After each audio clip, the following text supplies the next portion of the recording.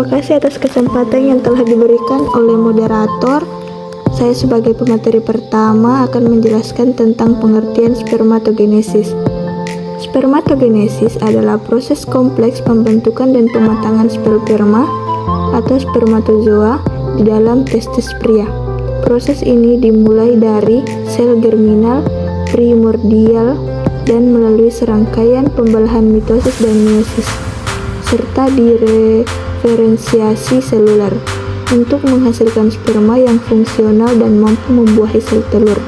Spermatogenesis merupakan analogi pada pria untuk oogenesis pada wanita. Sekian dari materi saya kembalikan ke moderator. Tahapan spermatogenesis.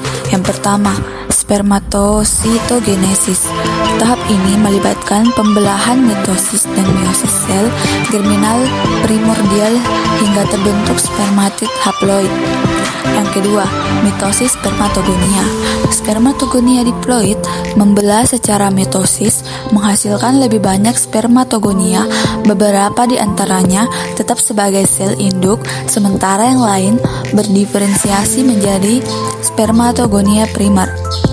Yang ketiga, meiosis 1. Spermatogonia primer mengalami replikasi DNA menjadi spermatosit primer dengan kandungan DNA 4N.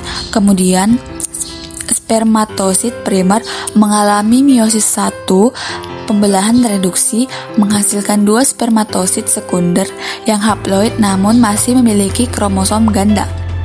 Tahapan keempat, meiosis 2.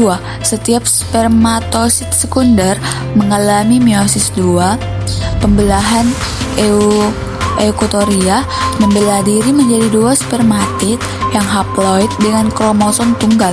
Hasil akhir spermatogenesis adalah 4 spermatid haploid dari 1 spermatogonium primer. Tahapan terakhir, spermiogenesis. Spermatid haploid yang terbentuk bulat mengalami transformasi morfologi yang rumit menjadi spermatozoa yang matang dan motil. Proses ini meliputi pembentukan akrosom dari aparatus Golgi berisi enzim untuk menembus lapisan telur, kondensasi dan pemanjangan nukleus, pembentukan flageum dan sentrol untuk motilitas, pembentukan mitokondria di bagian tengah, flageum sebagai sumber energi, pelepasan sebagian besar sitoplasma, spermiasis, spermatozoa matang dilepaskan dari sel Sertoli ke dalam lumer tubulus seminiferus.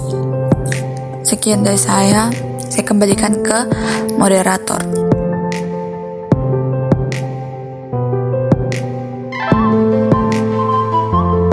Tempat terjadinya spermatogenesis. Spermatogenesis terjadi di dalam tubulus seminiferus yang terletak di dalam testis. Tubulus ini dilapisi oleh sel-sel germinal dan sel Sertoli yang mendukung perkembangan sperma. Regulasi hormonal.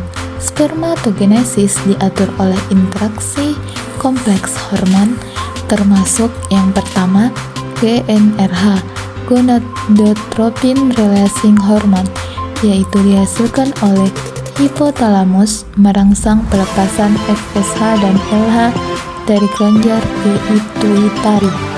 Yang kedua, FSH, follicle stimulating hormone, yaitu merangsang sel Sertoli untuk mendukung perkembangan sperma dan menghasilkan protein pengikat androgen. Yang ketiga, LH, luteinizing hormone, yaitu merangsang sel Leydig di antara tubulus seminiferus untuk menghasilkan testosteron. Keempat, testosteron, yaitu hormon steroid utama pria, penting untuk inisiasi dan pemeliharaan spermatogenesis.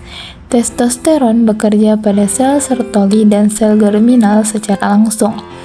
Yang kelima, inhibin, yaitu hormon yang dihasilkan oleh sel Sertoli, memberikan umpan balik negatif ke kelenjar pituitari untuk menghambat pelepasan FSH.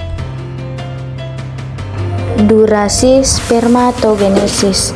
Seluruh proses spermatogenesis pada manusia membutuhkan waktu sekitar 64-72 hari.